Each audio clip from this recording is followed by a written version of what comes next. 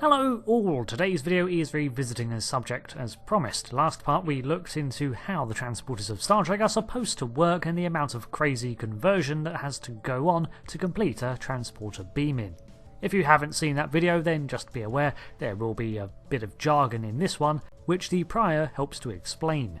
Anyway, today I'm looking into the dangers and hazards of transporters, as well as how they can go wrong, beginning with the development of the device over time.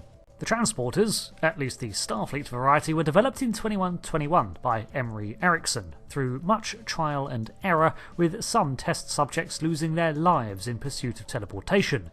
The most obvious error in transporting at this time was simply the fact that a transported creature would not rematerialize fully or at all.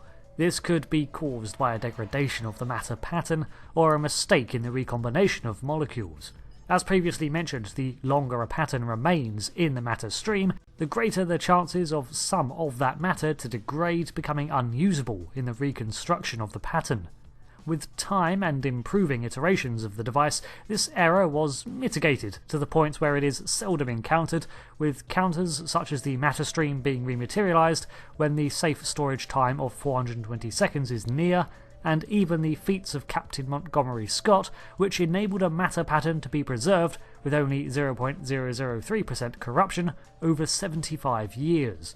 However, another matter stream in a similar state of suspended animation degraded by 53%, far too much damage to be compensated for. So transporters make for poor suspended animation. A very painful instance of transporter malfunction was seen in the motion picture, when Commander Sonak and another officer beamed aboard the newly refitted Enterprise. An undiagnosed error caused the pattern buffer to mess up the matter stream, and the signal was sent back to Earth in hopes that the backups would save them. What materialized, amid agony-ridden screams, quote, "didn't live long, fortunately."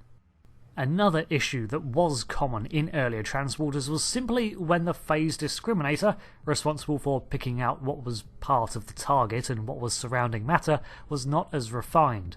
In 2151, crewman Ethan Novakovich beamed up from a planet's surface mid-storm, and much of the debris, kicked up from the winds, was also scooped up as it entered his dematerializing form and taken as part of the matter stream. When he reappeared, he was unconscious, and the debris was laced throughout his body. These were fortunately only skin deep and later surgically removed, with the crewman making a full recovery. By later days, this is generally not an issue, probably because of devices such as the annular confinement beam as well as better imaging scanners.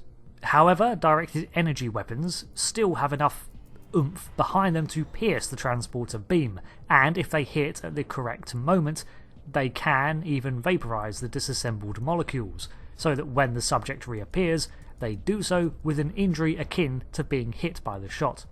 From 2209 to 2319, a condition was diagnosed called transporter psychosis, where repeated but compounded errors in rematerialization would eventually cause damage to the minds and body of the users.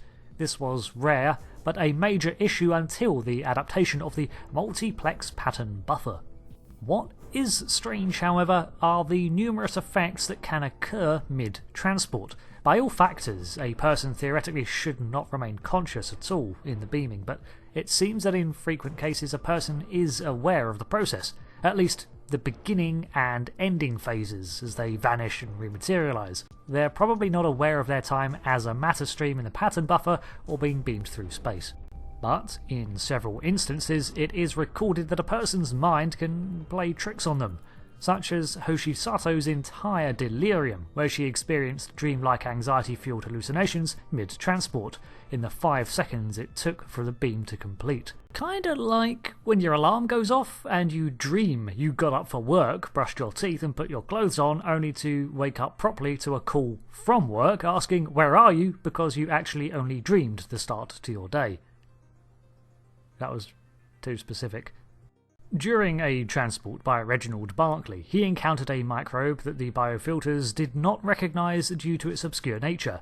These quasi-energy microbes interfered with a successful materialization of the paranoid lieutenant and caused ongoing symptoms where parts of him seemed stuck in transport.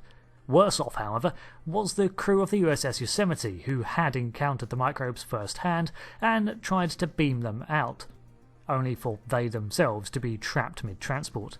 Their mid-transport state, where they remained conscious and able to move somewhat, was eventually solved when Barclay managed to grab hold of one, which seemed to prompt the Enterprise transporter to complete the cycle and materialise the trapped crew. In another state of incomplete transport, Brad Boimler was once the test subject for a modified transporter, seldom a good idea, and was reassembled out of phase by a slight margin. This effect was purely cosmetic, although it caused him to hum with the same sound produced by the transporter, or more accurately, the transporting molecules. Eventually, his form simply realigned itself properly with no ill effects. In an instance that has never been recreated, that was only discovered in 2369, Commander William Riker was duplicated in a transporter accident. During 2361, Lieutenant Riker beamed up to the USS Potemkin through a distortion field around Navala 4, but unexpected and strong energy surges interfered with the matter stream, and the transporter chief initiated a second transporter containment beam to hold his pattern. However, this proved unnecessary as the transport completed, but the second beam, in spite of being shut off, somehow duplicated the pattern and bounced back to the planet's surface. This could only have happened if the phase differentials of the distortion and the second transporter beam were identical, an incalculably small chance. This led to a copy of Riker materializing both on the transporter pad and the planet's surface, both identical in every way. In some even stranger accidents, 2266 saw Captain Kirk become duplicated, but in a very different way. This was during the TOS era when things were still rather vague when it came to portraying consistent technology, but a strange awe resulted in the duplication error, except in this instance, Kirk's very psyche was split, with one filled with all his positive emotions and one with all his negative. These two were eventually reintegrated at great physical and mental toll to Kirk, and the effect was catalogued the Alpha effect. In the opposite way, we saw an accidental merger of patterns when Tuvok and Neelix were merged into Tuvix, when lysosomal enzymes of orchid flowers mixed the patterns together mid-transport. I assume this either changed the signatures of the matter streams and confused the transporter, or literally merged them somehow, but it's definitely something that the transporter should not have allowed to happen. Of course, there was the error which revealed that the transporter is effectively an immortality machine used to reverse aging, but that's not important. In seriousness, though, the transporter has been used in this fashion twice, once to revert the artificially aged Dr. Pulaski based on her original age. This was limited by two factors that we know of, however. The aging was being caused by an outside influence, not natural degradation, and the beaming was not reversible should a mistake occur, nor safety guaranteed. If the process failed, her pattern would have been scattered to the solar winds.